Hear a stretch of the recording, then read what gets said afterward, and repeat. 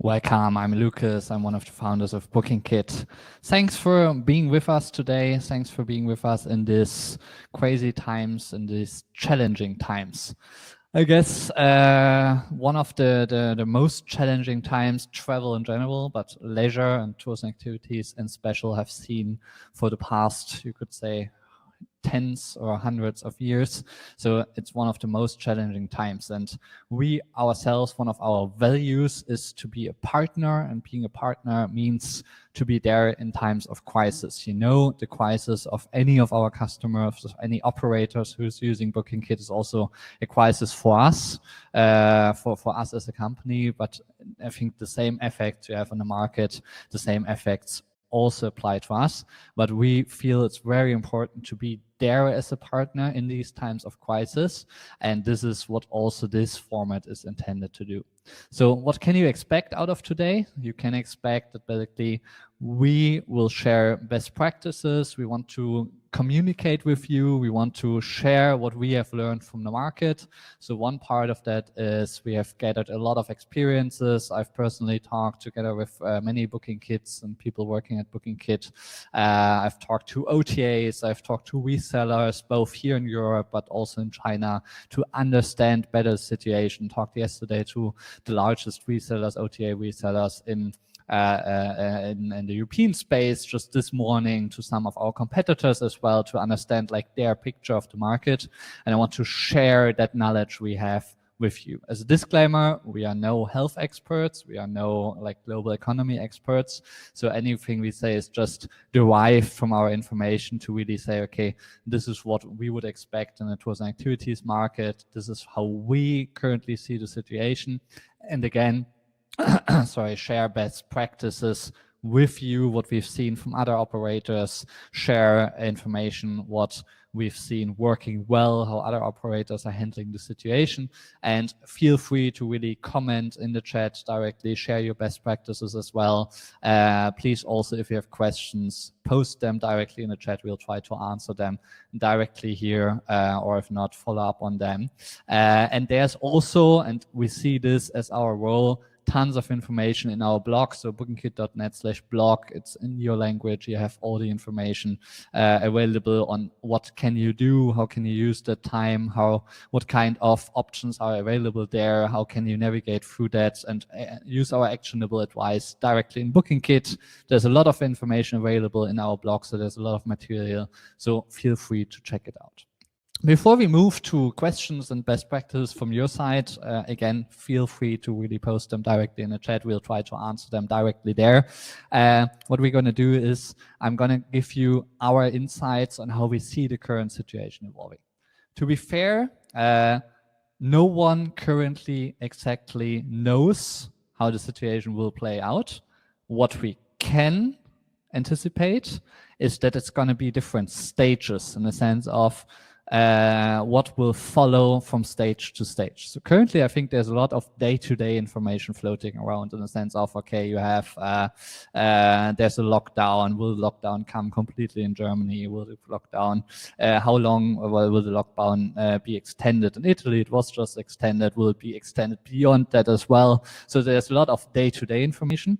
And what we derived from our expert talks and also from data we have from historic crisis, how can we actually how can we look at the different stages of this crisis?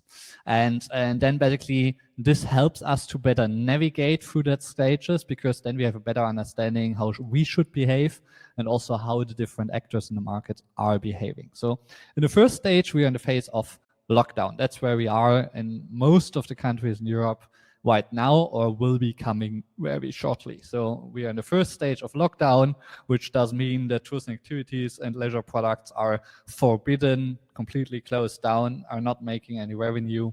So that's the lockdown phases. No one knows how long it's going to take. Yeah? So on the duration phases, you could expect in China it was 7 weeks. You could expect that to be a bit longer in European countries, because European countries typically on the government side have another trade-off view on health versus economic growth. So they will be inclined to continue that for a bit longer. What's actually interesting that followed by the lockdown phases, typically There's this phase 2, what we call it getting back to the new normal. And in this phase 2, leisure and tourism activities pick up again, but it's limited by the state. So there's two effects playing into account here. The one effect is that you have, like the government is inclined to give as soon as possible a feeling of normality again, which one thing which really helps is leisure and leisure products and tourism activities. And the other thing is obviously you don't want to risk reinfection. And hence there's a certain limit typically on how much people you might accept, can accept in your leisure product, in your tourism activities product. So in China, we've seen the situation to be solved like that basically attractions are allowed to be opened, but they're capped on 30% of their people there. So take an attraction which can normally accept maybe 300 people at the same time. So this attraction would be allowed to have around about 100 people there.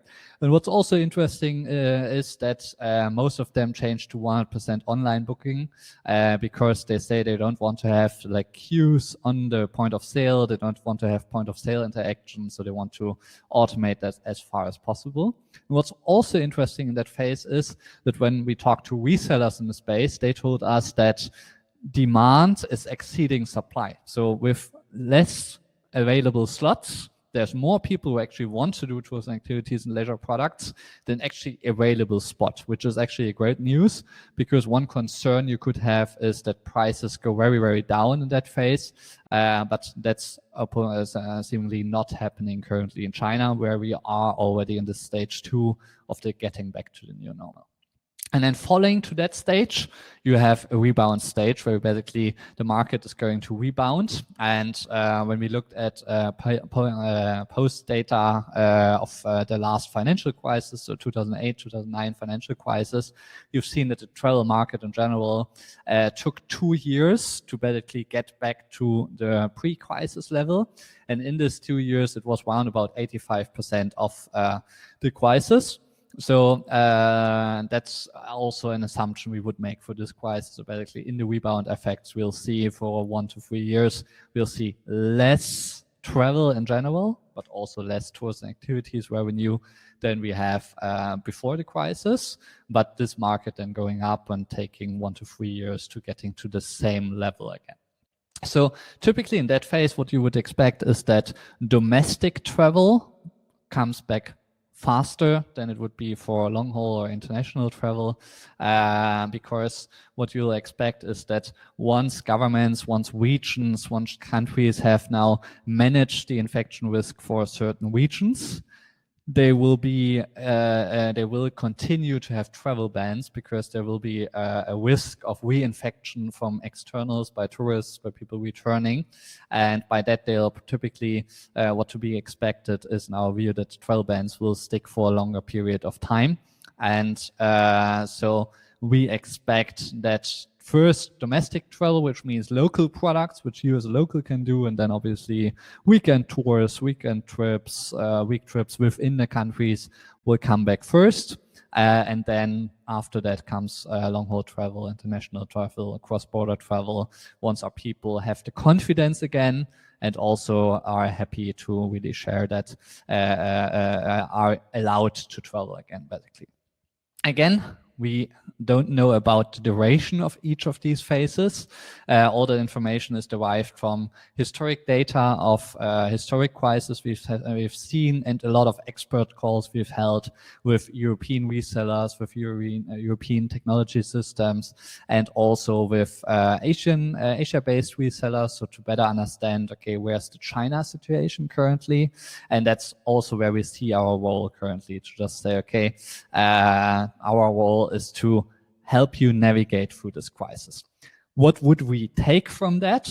Well, you can have your own view on the duration of each of the phases, or each of the stages, but we would invite you to basically take this model as a model for your business to say, okay, these are the different stages this crisis will go through resolving and getting back to the normal behavior.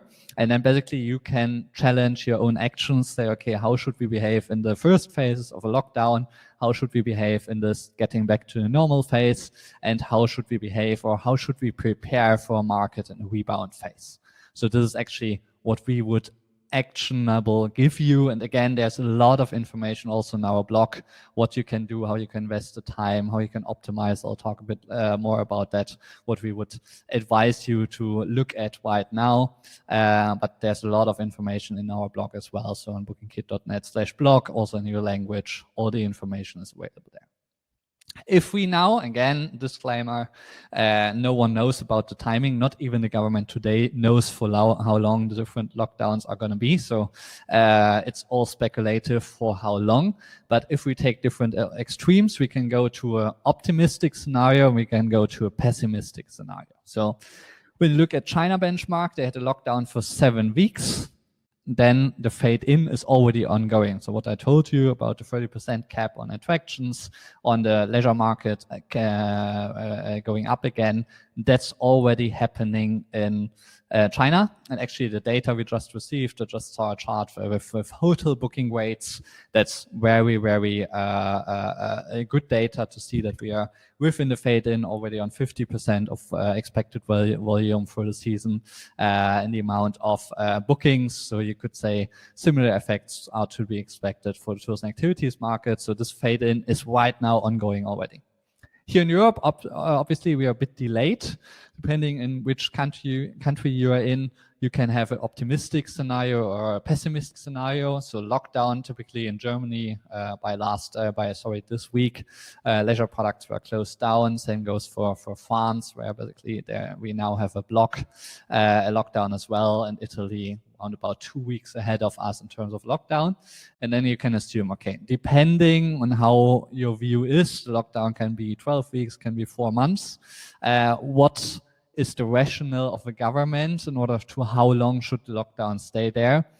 Well, the question for them is going to be how can they balance on the one hand the health risk of infecting too many people at the same time, and on the other hand, how can they bring the economic growth back to basically ensure that the economic activity persists and still stays there. So that's their balance, and depending on how well they manage the lockdown phases, this lockdown will continue for longer periods of time.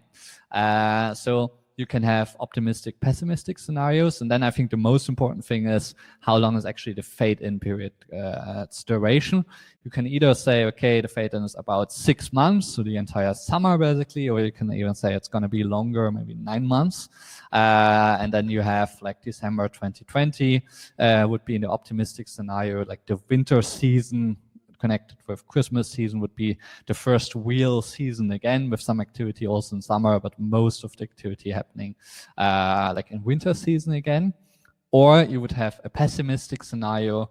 In this pessimistic scenario, you would expect the rebound period, so getting back to the new normality, being for the Easter season 21. So basically the Easter season 21 being the next real season.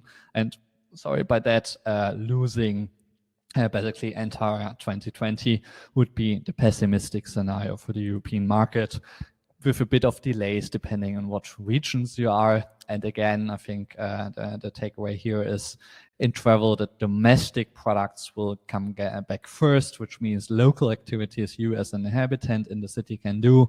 Then weekend products or products traveling within the country will get back second, and after that followed by long-haul travel, international travel products.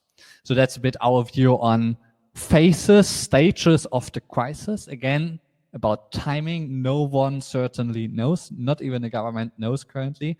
So timings is on a disclaimer, it's just helping you structuring this crisis a bit, helping you structuring, okay, these are the different phases, and helping you understand, okay, maybe navigate for yourself, how should I behave in each of the stages of the crisis? So what would be the takeaway from that? And that's, I think, one very important thing to say, okay, what do you take from that? If the situation is like that, your assumption is, okay, it's going to take a bit longer period of time, then there's a fade-in period. What should I take as a leisure service provider, as tourism activities provider? What should I take from that? And so here our view would be 2 things. First of all, I think in times of crisis, cash flow is always king. Yeah, so it's very important to have your cash flow in mind. And so on both on the expense side and especially on the revenue side during lockdown periods, there will be no or close to no revenue. So basically, it's very important to have a clear view on the cash flow on the cost side, which goes to your employees, which goes to rents, all kind of activities, where you basically regularly pay money, which is the fixed cost. And there I would advise you to really have a strict setting there. There's government aid in some cases in most of the European countries already, with more government aid to come within the following weeks.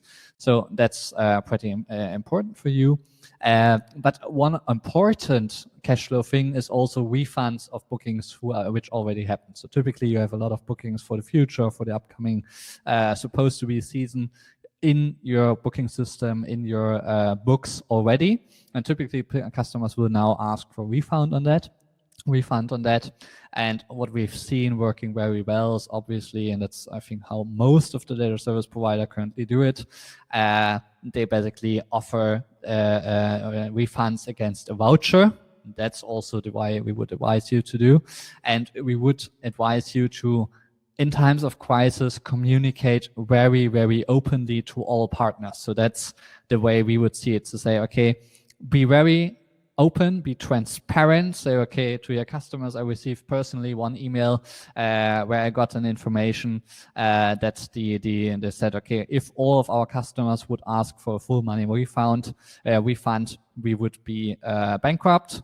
That's why we are giving you vouchers. And so be transparent also in terms of crisis, also in times of crisis. I think communication is really, really important.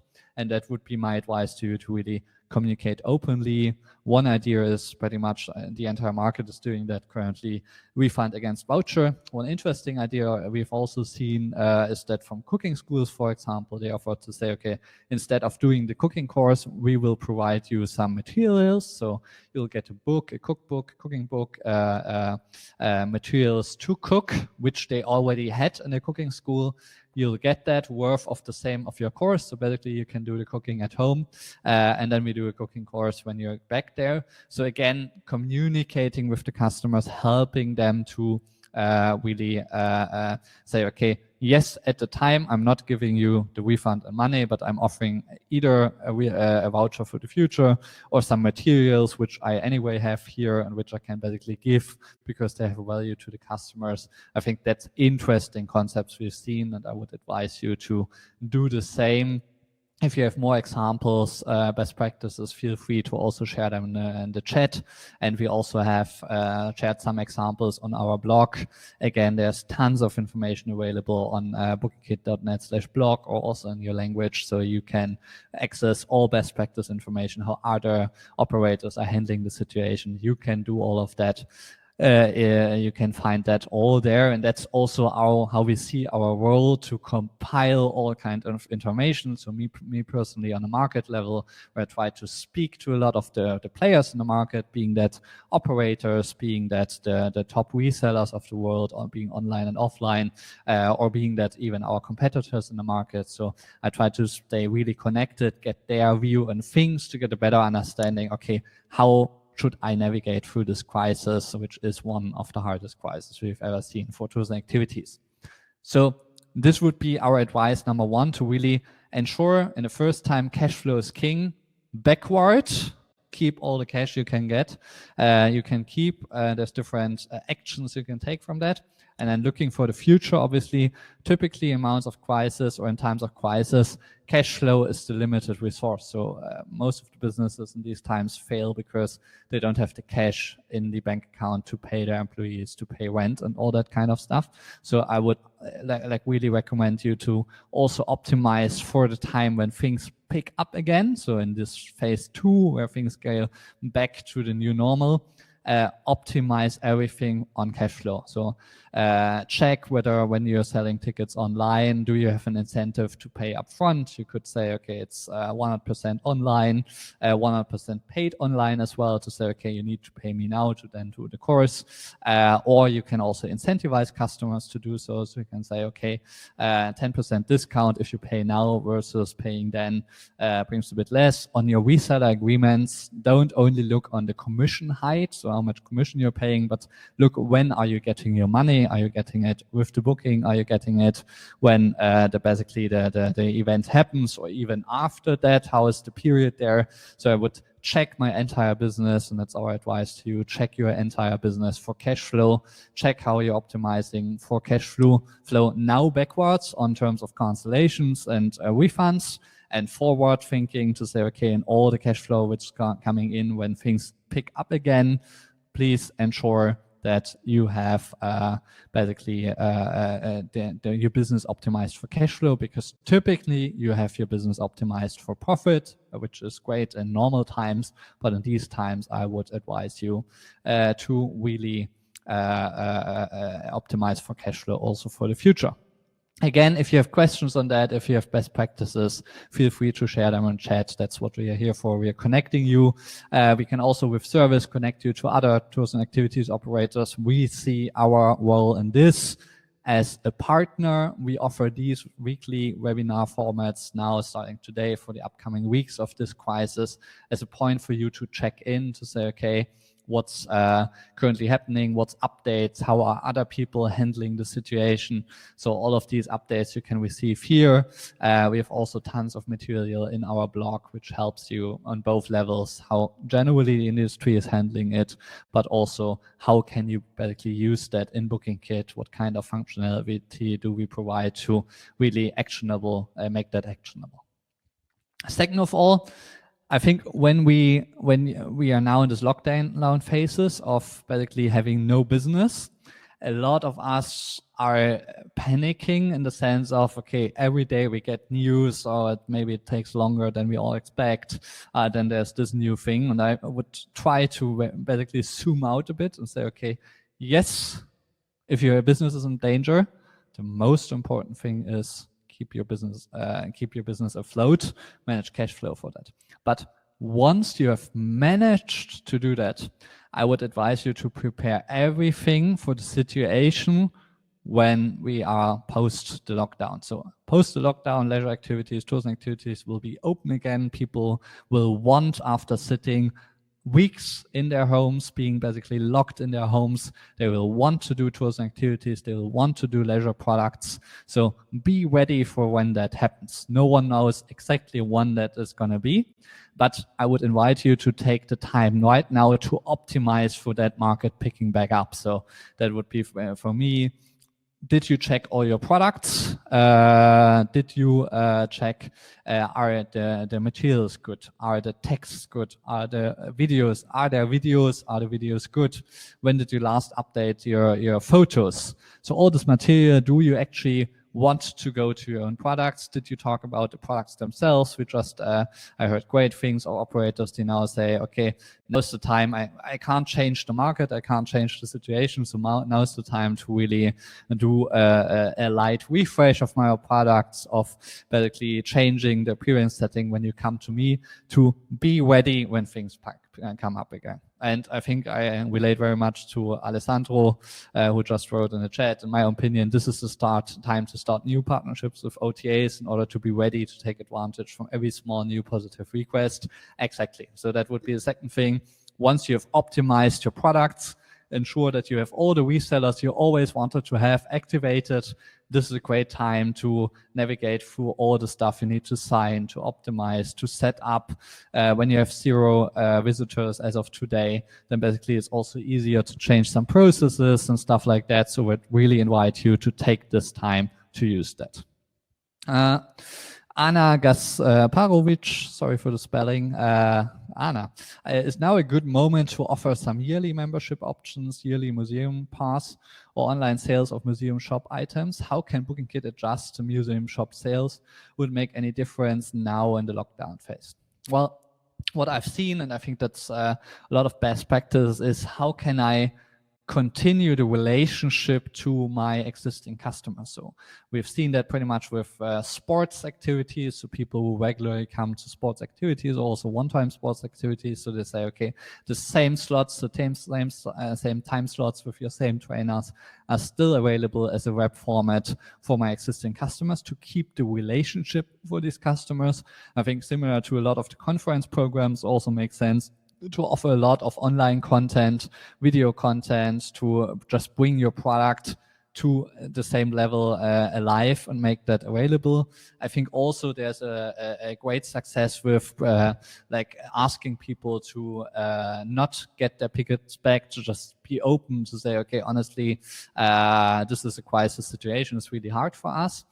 I think on the end customer side, so for all of us doing tours and activities or being a customer ourselves, it's sometimes hard that's there to ask them for some commitment right now. But everything, and we just received a best practice on that from Alessandro to say, okay, selling contents to our quite big customers, and the response was encouraging, new fresh revenues we didn't expect. Exactly. I think in these terms of crisis, there's still a lot of people out there who also want to support you. So they want to buy something from you. So if you can find good products, being that continued online courses, being that stuff from in the case of museum, from the museum shop, you can offer them. And I would say, okay, keep the communication alive. I guess all of us in 3 weeks in of a home office lockdown situation, we also will get bored. Some of us did after 3 days with the kids at home and everything. So the more information you can put out there, the more you can keep people in your brand, and you also can ask for basically a ticket price and all that kind of stuff. That's something I would really look for. So keep in the same product. We would not advise you, unless you are under complete cash flow stress, to completely pivot away, to say, okay, for the maybe even 4 months of lockdown period, I'm now pivoting to something completely else. I've seen some sports trainers who are saying, okay, I'm now opening a global sports format. I think on like internet sports formats, for example, there's great people out there who do only internet already before on a high quality level. So it's hard to compete there. So my rationale would be more, how can I keep the relationship to my existing customers? How can I ensure that my existing customers are still connected to my activity, that once things pick up again, they say, okay, this is the thing we're going to do. Because on a social level, and that's pretty interesting, I guess, it's never really happened in recent times that for such a long periods we were closed in our homes. So I would really advise you to check, to prepare for that situation, because the demand for tours and activities will be there once the lockdown is over again, once we are allowed to sell again. There will be a lot of need there and demand there, and I would prepare now to have the best products there and being available there, and people will value that, people will be thankful for that, because they will be looking for the normality again after 8, 9, 10 weeks of lockdown. They will look for that, and I think that's pretty encouraging for all of us. Also in these moments where at the moment a lot of us make zero revenue or not much revenue, that's what we try to do. Again, we see our role as a partner. I think in times of crisis, a true partner shows. That's our role. Our role is to really help you, share best practices, share how other operators have dealt with the situation, to encourage you to not just, we are hit every day by negatively informations like, okay, this is bad again, and this is going to take longer, and so on and so on. Let's be encouraging there. Also, when you have information on state subsidies, best practices there, please share them with us, or the other way around. If you're looking to get them in your region, we can connect you to other people in your regions, to other operators in your regions, share best practices there. So that's our role, to basically connect you. There's great programs by like local authorities. There's great programs also by unions of players from one vertical, as we call it. So a lot of museums we have here in Berlin. There's Intura, an organization association for all the larger attractions. They're doing a great job of sharing a lot of information, giving a lot of updates, being in contact with local authorities. The same happens, I think, throughout Europe, and we want to be like the central point for that. If you have questions, please don't hesitate to ask either here directly in the chat. If we can answer it, we'll do it right here. Share your best practices as you did, or also don't hesitate to reach out to our service team. As you know, we have a great service team in all the languages. They are also in this situation there to talk with you, to just discuss, okay, what kind of challenge you have, what are best practices, how others reacted to that, how did customers of theirs react. That's our job, so please don't hesitate to contact us. We are there for you in this crisis. It's the same crisis for you as for us, but we see that like in times of crisis, true partners show up, and that's how we see our role in this setting. We want to be there for you, and we want to like navigate you through this crisis. There's a lot of expert talks we've held. So I personally talked to a lot of the European resellers, to even European competitors of ours, to say, okay, what's your view on things? What's best practices you can see? We talked a lot to Asian players, to specifically China players, to understand, okay, how is China handling the situation, as China is a bit ahead of us in terms of infection curve. I just heard the news today that they are down to nearly no new infections.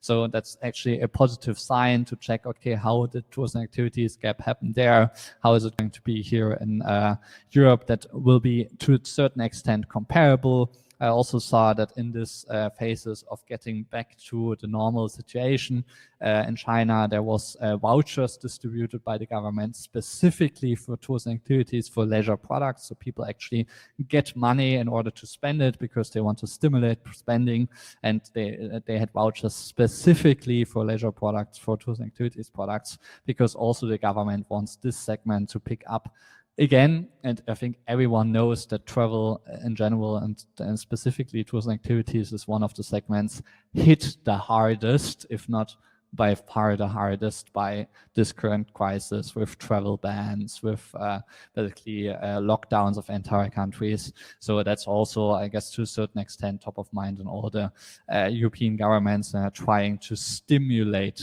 that again. And this format, again, is a weekly format. So this is our kickoff format. We want to share the information we receive. We want to share best practices. We want to share like the information we are getting from experts. We want to share this kind of information. There's also more information on www.bookingkit.net/blog. There we have tons of information on both best practices, how people or other operators handle the situation, and technical advice, how you can basically then do that in BookingKit. We are there to help you. Please don't hesitate to reach out if you have any questions. Now you can also, if you have a question, post them in the chat, and we'll continuously update you with the information. One question we got in terms of this presentation, I just showed you some slides. There will be more information. The entire video will be shared afterwards, so you'll have access to that. We'll continuously update you with more information. So that's important to us to be there for you. That's where we see our role, to really update you. In terms of what you do, we navigate, or what you can do in this situation, I think once you have navigated through the immediate problems of your business, again, I would encourage you to be to all ends maximum transparent. People do understand. Your customers do understand. A lot of tours and activities operators, businesses are very fixed cost driven, which means they have to pay. We have to pay the rent, the people. That's things we always have to pay, independent of how many revenue, how many visitors I get. Be open, talk to your landlords. I've heard a lot of positive best practices from people who are actually able to like find a deal with their landlord. The landlord is also not having the intention of throwing you out anywhere there. If you're paying to your banks, a lot of banks are allowing to pause payments for a certain period of time, because they also know that tourist products in general are hit the hardest by that. And once you have navigated through that, we would invite you to really look to the future. In not too far future, tours and activities products, leisure products will pick up again. There will be a market for that again. So our question to you would be, okay, how can you best prepare for for that situation. So again, check for all your products, check, there's a guide also on bookingkit.net/blog on how can you maximize the quality of your product listings in terms of pictures, in terms of information you offer there, in terms of like highlights you offer in the products. Ensure that in the moment things pick up again, that people want to really do your thing, they want to come to you. Again, from China's situation, we've learned in these times there's typically more demand than supply. So people are more looking to do these kind of products and actually people offering tours and activities products. So we are not seeing at the current stage that there will be a huge price drop of things. So prepare yourself now. That's the first thing for on the product level. On the reseller level, check what online, what offline resellers you want to work with. You always wanted to work with. You seldom, hopefully, will have a situation again where if you have 0 customers. So if you want to set up marketing campaigns, you can do that on a technical level, also with BookingKit, connected with MailChimp, all these kind of things, strategic projects you always wanted to do but never did. Now is the time to do that, to come out of this crisis with the best product you always dreamed for. And that comes to a lot of things. In terms of museums, I've talked to museums who basically said, okay, now is the time to do some small renovations, to do some small iterations on what we offer. Now is the time to also change maybe check-in behavior when people buy tickets online. How can I accommodate that even better when people are coming in there? I think one of the interesting things is also what we'll see post this situation with COVID-19 is that a lot more people get trained for e-commerce. Now is the time where when you're entirely at home, you get more and more exposed to e-commerce, and even people like of ages where you would have thought before they will never use e-commerce, they are now bound to use e-commerce. And I think this learning effect of buying online will also be there after the crisis. So I think a lot of people will have learned to actually do e-commerce. And that's one of the things where also I would advise you, is your e-commerce setup actually really good? Is it really easy? Is it straightforward to buy tickets on your own website? There's easy things you can do to optimize without spending a lot of money. There's also a guide on that on our blog. So again, bookingkit.net/blog has great information on that. And don't hesitate to now use the time. If you have questions, we are there for you. We have a service team which is also there for you. Don't hesitate to ask us for advice, for best practices, give us insights on how you solve situations with your customers, with your landlords. If you received government subsidies or loans, please tell us, and we can then help spread this information in order to give you a kind of view, okay, how are other people handling the situation, and how are other operators handling the situation, and give us a bit the view forward, not so much on daily news and this is worse and this is worse and this is worse, and let's all go healthy and let's all get very, very good through this crisis together in order to make that. And that's our job. Again, as I mentioned, I spend a lot of time to talk to different resellers in the space. I think there's different, I talk to competitors both in the European space, but also in the Asian space. So that's my job, that's our job, to compile all kind of information. I think the one good question from Anna Maria Coppola is coming. Do you think OTAs will lower their commissions to help us operators keep prices more competitive? I think you have to keep in mind that despite being a lot larger, OTAs are under heavy pressure as well. Yeah? So if you're looking at Booking.com or TripAdvisor, and they are listed companies and their stocks just plumbing, so they're also under heavy pressure, although it's far larger corporations, obviously, but the pressure is on them as well. So I wouldn't expect a general commissions going down, because they also have to revive their business back then. What I believe is there, especially if you have a product which is important for the OTA in your regions, and they are also pretty active right now to ensure that in the moment things pick up again, that they have great supply. I would optimize not only on commission, but also on cash flow. When are people paying you? This will be an important thing to basically optimize your cash flow once things pick up again. So again, I wouldn't say there will be a general lowering of commissions. We've seen some spends. So Facebook introduced a program to offer ad spend vouchers for small and medium businesses, which most of the operators in the tours and activities industry will also be eligible to. So basically giving you marketing material. I would expect also from Google being similar offers. On the OTA side, from a travel space, there is things I wouldn't expect huge drops because they're under the same pressure as well. One of the things probably most of you did already is activate Reserve with Google. As you know, Reserve with Google is an entirely free OTA currently, so you only pay the normal system fee, the normal fees you pay for your booking system. But beyond that, it's entirely free. And that's, I think, having been the first one in Europe who launched Reserve with Google integration on the booking system side, we have great experience from all kinds of different operators from all kinds of different businesses, being it more domestic, more local businesses to very, very international businesses. So now would be a good time to set up Reserve with Google, ensure it's connected to all your points of interest, certainly validate your Google My Business profile, ensure that the information is up to date and on that page, on that information.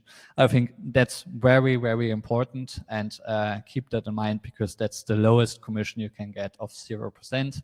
And when you then optimize what we call the cash flow, or the commission waterfall, so you sort all your different resellers, you sort them by commission and say, okay, which commission is the highest? And then you typically would say, okay, the guys with the lowest commission, they get the most quotas. So if you have 10 places, or then basically you would say, okay, the expensive resellers only get 2 or 3 places from that. Then there will be different levels of basically commissions ongoing. I would also advise you to do the check right now on Cashflow. So which channel typically on your own website. So if you have the system as BookingKit, we pay instantly. So in the moment people pay online, you also get the money in the Cashflow. Then there's resellers who pay on the date of event or the month after. So I would navigate through that to maximize my exposure to be on most of the resellers there are, and use the time right now to optimize for that. But on the other hand, also check which is the best cash flow and who offers the best cash flow. There's one question from Martina. Do you think BookingKit will create a partnership with Booking.com for the experiences as well with different OTAs? Yes, so I think I can't say anything specific on single partners here, but I guess BookingKit is ongoing to really integrate all the leading OTAs in the world. I think we have by far in the European space, but also on a worldwide level, we have the largest network of resellers. I think it's, I would, like, if I check for resellers, I wouldn't look at the sheer number of resellers, but of the quality of resellers. And then see there, one of the things you can now also already access in your backend is Ctrip, the second biggest OTA of the world after Booking.com, now went live with BookingKit. So there will be official announcements to that as well. But that's the pre-announcement. You can also use that right now. Klook also went online, I think, within the week. So there's some information available and some channels available as of today already. But and we'll keep you posted. The entire business development team is also working. So these are the guys on our company who are working to connect to more OTAs. All of them are working at these times. And one of the partners we are in constant talks with is obviously also Booking.com, without being able to say something specific as of now. Looking that we have nearly reached the time, it's my job to thank you. Thanks for logging in here. Thanks for spending time with us. Again, this is a weekly format. We'll try to inform you each week. We'll host this format each week. There will be more information on our blog, so check out our blog, sign up for our newsletter. We'll try to continue the influx of information to you. So that's one of our jobs, and we'll continue to do so. And now our most important request to you is stay healthy and stay optimistic about the situation, and have a great time, hopefully, and let's all of us navigate strong through this period of crisis. Thank you so much. Stay healthy. Bye-bye.